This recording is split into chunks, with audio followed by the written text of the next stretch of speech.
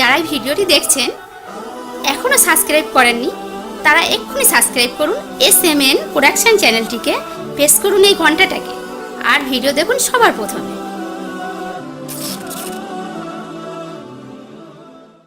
সুপ্রিয় শ্রোতা ভাই, আজকে আপনাদের সামনে আমি আলোকপাত করছি একের ভেতর চার। যখন ইব্রাহিম আলাইহিস সালাতু ওয়াস সালাম বলল, হে আমার প্রতিপালক, কিভাবে তুমি মৃতকে জীবিত করো, একবার আমাকে দেখাও। তিনি বললেন, তুমি কি বিশ্বাস করো না? সে বলল, নিশ্চয়ই বিশ্বাস করি, তবে এ কেবল আমার চিত্র প্রশাস্তির জন্য। তিনি বললেন, তবে 4টি পাখি ধরো এবং ওইগুলিকে তোমার বশীভূত করো, তৎপর তাদের এক এক অংশ পাহাড়ে স্থাপন করো, অতঃপর ওইগুলিকে ডাক দাও, ওইগুলি দ্রুত গতিতে তোমার নিকট আসবে। জেনে রাখো যে আল্লাহ প্রবল পরাক্রমশালী ও প্রজ্ঞাময়। কি বুঝলেন? হাদিস মুনাব্বিয়াতের মধ্যে পাওয়া যায় সৌভাগ্যের লক্ষণ 4টি।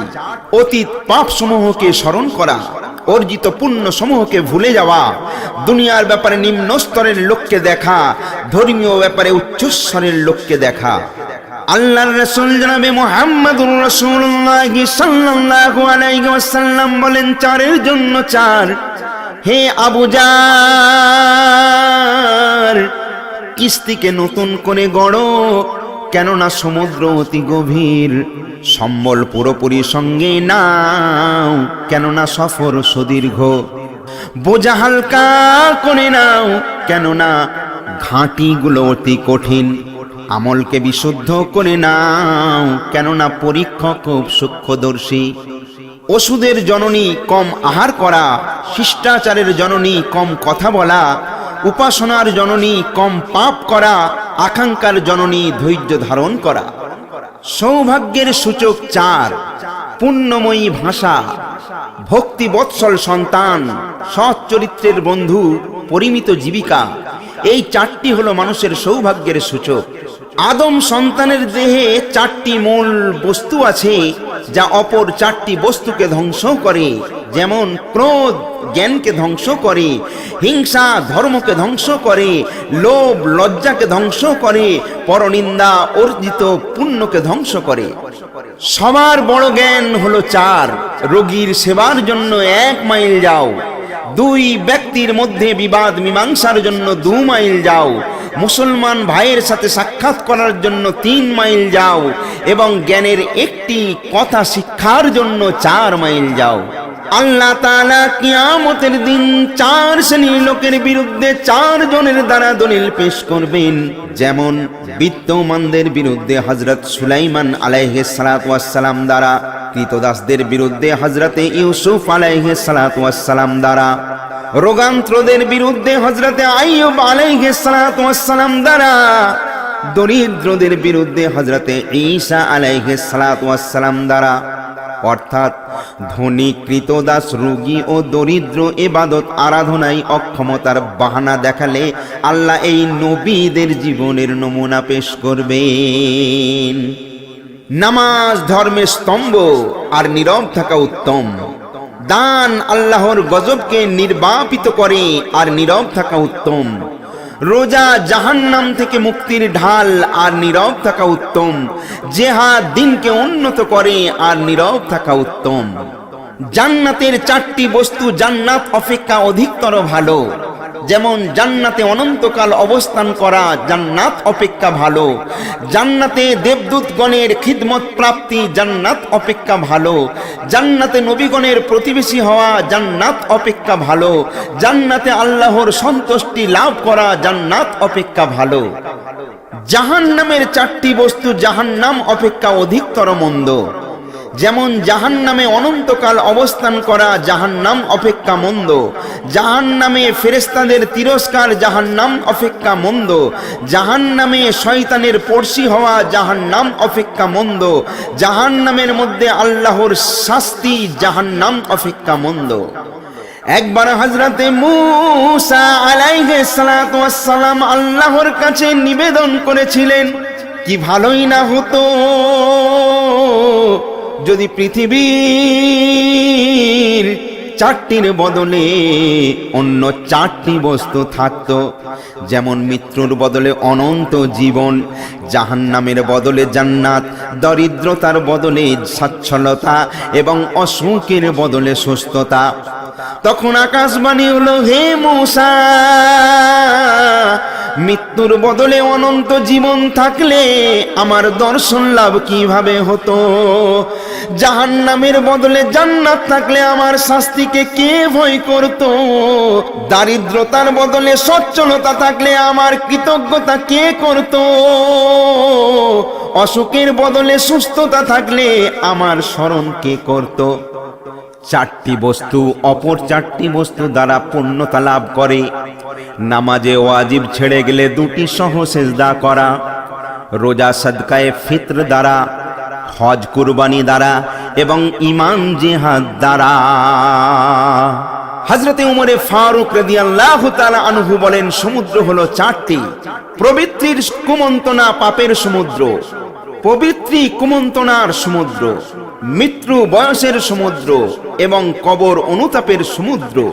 হযরতে উমরে ফারুক রাদিয়াল্লাহু তাআলা আনহু বলেছেন, যখন আমি কোনো বিপদে পতিত হই তখন চারটি সৌভাগ্য আল্লাহ আমাকে দান করেন।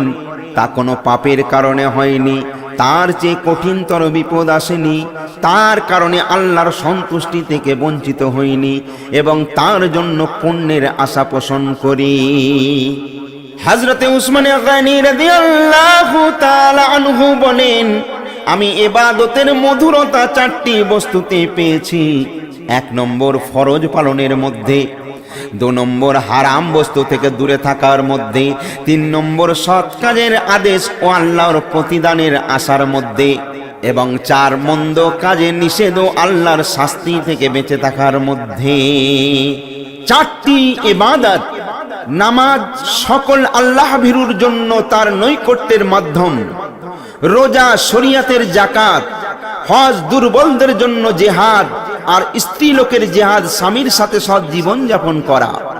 রাসূল পাক সাল্লাল্লাহু আলাইহি ওয়াসাল্লাম একদিন বলেন, হে জাবির ইবনে আব্দুল্লাহ আনসারী রাদিয়াল্লাহু তাআলা আনহু, একটা কথা মনে রেখো, দিন ও দুনিয়ার স্থিতি 4 প্রকার লোকের উপর: এমন জ্ঞানী যে নিজের জ্ঞানকে কাজে লাগায়, এমন অজ্ঞ যে অজানা বিষয়কে জানতে দোষণীয় মনে করে না, এমন দাতা যে নিজের দান কার্যে কর্পণ্য করে না, আর এমন দরিদ্র যে নিজের আখিরাতকে দুনিয়ার হাতে বিক্রি করে না। হযরতে আলী বলেন, যখন জ্ঞানী নিজের জ্ঞানকে নষ্ট করে তখন অজ্ঞ অর্জিত জ্ঞানকে ঘৃণা করে, আর যখন দাতা নিজের দানে হাত সংকুচিত করে তখন দরিদ্র আখিরাতকে দুনিয়ার হাতে বিক্রি করে। প্রস্তুতি হলো 4: বর্তমান দিনটি শরীরকে রিজু করার জন্য, আগামী দিনটি দৌড়ের জন্য, সম্মুখে জান্নাত, পশ্চাতে জাহান্নাম। হযরতে আলী বলেন, মানুষ হলো 4 প্রকার: দয়ালু, দাতা, আত্মকেন্দ্রিক ও অতি কৃপণ। দয়ালু নিজে না খেয়েও অপরকে খাওয়ায়, দাতা নিজেও খায় অপরকেও খাওয়ায়, আত্মকেন্দ্রিক নিজে খায় কিন্তু অপরকে খাওয়ায় না, অতি কৃপণ নিজেও খায় না অপরকেও খাওয়ায় না। হযরতে আলী বলেন, 4টি কাজ সবচেয়ে কঠিন: ক্রোধের সময় ক্ষমা করা, অভাব অনটনে দান করা, রমণী সংসবে সাধুতা বজায় রাখা এবং যাকে ভয় করা হয় তাকে হক কথা বলা। যে ব্যক্তি জান্নাতের আকাঙ্ক্ষা করে সে যেন পুণ্য কর্মের দিকে দৌড়ায়, যে ব্যক্তি জাহান্নামের ভয় করে সে কুপ্রবৃত্তির থেকে বিরত যেন থাকে, যে ব্যক্তি মিত্রকে বিশ্বাস করে তার ভোগ বিলাস যেন টুটে যায়, যে ব্যক্তি পৃথিবীর প্রকৃত পরিচয় পায় তার পক্ষে কষ্টকর সহ্য করা সহজ হয়। যার 4টি বস্তু অর্জিত হয়েছে সে অন্য 4টি বস্তু থেকে বঞ্চিত হয় না, যেমন প্রার্থনার পরে অভাব পূরণ হওয়া, অনুতাপের পরে তা গৃহীত হওয়া, ক্ষমা প্রার্থনার পরে মুক্তি লাভ ও কৃতজ্ঞতার পরে প্রাচুর্য। যার মধ্যে 4টে গুণ আছে সে লাভবান। 1 নম্বর সত্যবাদিতা, 2 নম্বর লজ্জাশীলতা, 3 নম্বর সৎ চরিত্রতা এবং 4 নম্বর কৃতজ্ঞতা। 4টি উপায়। যে ব্যক্তি কামোত্তেজনার তাড়নায় লিপ্ত তার পক্ষে স্ত্রী গ্রহণ ছাড়া উপায় নেই। যে ব্যক্তি অর্থ উপার্জনে লিপ্ত তার পক্ষে হারাম হতে বেঁচে থাকা ছাড়া উপায় নেই। যে ব্যক্তি মুসলমানের উপকারার্থে লিপ্ত তার পক্ষে লোকজনের প্রতি মনোযোগ দেওয়া ছাড়া উপায় নেই। আর যে ব্যক্তি ইবাদত আরাধনায় লিপ্ত তার পক্ষে শিক্ষা করা ছাড়া উপায় নেই। বহু ধর্মগুরুর কাছে শিক্ষা গ্রহণ করেছি, প্রচুর পুস্তকও অধ্যয়ন করেছি, আর এইটুকু জেনেছি যে আল্লাহর সন্তুষ্টি লাভের উপায় 4টি জিনিসে নিহিত। রুজির ক্ষেত্রে নিশ্চিন্ততা, যে কোনো কাজে সরলা বজায় রাখা, শয়তানের সাথে শত্রুতা রাখা এবং মৃত্যুর জন্য পাথেয় সংগ্রহ করা। প্রবৃত্তিকে 4টি কাজে যাচাই করে নিতে হবে। 1 নম্বর, সৎ কাজের পেছনে লোক দেখানো ব্যাপারটি আছে কিনা, কথা বলার সময় মনে লোভ লালসার উদ্দেশ্য আছে কিনা, দান করার ব্যাপারে প্রতিদানের মনোভাব আছে কিনা, দান সঞ্চয়ের ক্ষেত্রে কৃপণতার প্রশ্রয় আছে কিনা। লাভজনক ব্যবসা হলো চা, ইবাদত একটি ব্যবসা, নির্জনতা তার দোকান, ধর্মনিষ্ঠা তার মূলধন এবং জান্নাত তার মুনাফা। এমন 4টি বস্তু আছে যার মূল্য 4 জন ছাড়া অন্য কেউ বোঝে না। যেমন যৌবনের মূল্য বৃদ্ধ ছাড়া, সুখ শান্তির মূল্য বিপদগ্রস্ত ছাড়া, স্বাস্থ্যের মূল্য রুগ্ন ছাড়া এবং জীবনের মূল্য মৃত্যু ছাড়া। 4টি কথা কখনো ভুলে যাওয়া উচিত নয়। 1 নম্বর মৃত্যুর কথা, 2 নম্বর স্নেহ অঙ্গীকারের কথা, 3 নম্বর পিতামাতার অন্তিম উপদেশের কথা এবং 4 নম্বর জীবনের উদ্দেশ্য ও লক্ষ্যের কথা। হযরতে আবু আলী শাকিক বলকি রাহমাতুল্লাহ আলাইহি বলেন 4টি রাস্তা আছে। তোমরা যদি মিত্রের মতো হও তাহলে কবরস্থানে চলে যাও, আর যদি পাগল হয়ে থাকো তাহলে পাগলাগারদে যাও, যদি কাফের হয়ে থাকো তাহলে দারুল হারবে বাস করো, আর যদি বিশ্বাসী বান্দা হও তাহলে আল্লাহর পথ ধরো। 4 ব্যক্তি অপর 4 ব্যক্তিকে অত্যন্ত ভয় করে, যেমন প্রমঞ্চক বাদশাকে, চোর ডাকাত পাহারাদারকে, পাপাচারী চকলখোরকে এবং ব্যভিচারী বীর পুরুষকে। যদি কেউ 4টি বস্তু অপর 4টি বস্তু ছাড়া দাবি করে তাহলে তাদের সে দাবি মিথ্যা। যেমন যে আল্লাহর মোহাব্বতের দাবি করে অথচ হারাম বস্তু থেকে বাঁচে না, যে রাসূলের মোহাব্বতের দাবি করে অথচ দিন দরিদ্রকে ভালোবাসে না, যে জান্নাতের মোহাব্বতের দাবি করে অথচ দান খায়রাত করে না, এবং যে জাহান্নামের ভয়ের দাবি করে অথচ পাপ কর্ম থেকে দূরে থাকে না, এদের সবার দাবি মিথ্যা। সর্বাপেক্ষা সুখাদ্য কি? এই প্রশ্নের উত্তরে হযরতে আবু বকর ওয়াইসিতি রাহমাতুল্লাহ আলাইহি বলেন, আল্লাহর প্রতি সুধারণা রেখে মারিফাতের দস্তরখান থেকে ইমানের হাত দ্বারা আল্লাহর জিকির গাছের স্বাদ দুনিয়ার যাবতীয় খাদ্য অপেক্ষা উত্তম। সে সভাই নয় যেখানে বৃদ্ধ নেই, তিনি বৃদ্ধ নন যিনি ধর্ম কথা বলেন না, তা ধর্ম নয় যার সাথে সত্য নেই, সে সত্য নয় যা শুধু ছলনাময়। বেনজির হলো 4, দানের তুল্য নিধি নেই, লোভের সমান শত্রু নেই, শিলের নেই ভূষণ নেই, সন্তোষের মতো সম্পদ নেই। বিচ্ছিন্ন 4, পুরুষার্থে দারিদ্র নেই, আল্লাহর চিন্তনে পাপ নেই, মৌনতার কলহ নেই, জাগ্রত অবস্থায় ভয় নেই। সঙ্গদোষ 4, নির্বোধের সঙ্গ পরিহার করা, মিথ্যাবাদীর বন্ধুত্ব সম্পর্কে সাবধান হওয়া, কৃপণের সঙ্গে মিতালি নয়, আর মদ্যপের সংসর্গ পরিত্যাগ করা। আল্লাহ যদি তোমাকে কথা ও কাজ 2 দেন তবে তা সৌভাগ্যের বিষয়, আর কথা বাদ দিয়ে যদি শুধু কাজ দেয় তবে তাও সৌভাগ্যের ব্যাপার। আর কাজ বাদ দিয়ে যদি শুধু কথা দিয়ে থাকেন তবে তা দুর্ভাগ্যের বিষয়, আর যদি কথা ও কাজ কোনোটাই না পাওয়া যায় তবে তা ধ্বংসের বিষয়। আদম সন্তানকে 4 প্রকার লুটতরাজের সম্মুখীন হতে হবে। যেমন মৃত্যুদূত তার জীবনকে লুট করে, উত্তরাধিকারীগণ তার সম্পদ লুট করে, কীট পতঙ্গ তার শরীরকে লুট করে, শত্রুপক্ষ কিয়ামতে তার নেক আমল লুট করে। এইবারে বলি, যে ব্যক্তি খেয়ে তৃপ্ত হয় তার ক্ষুধা কোনোদিন মেটে না।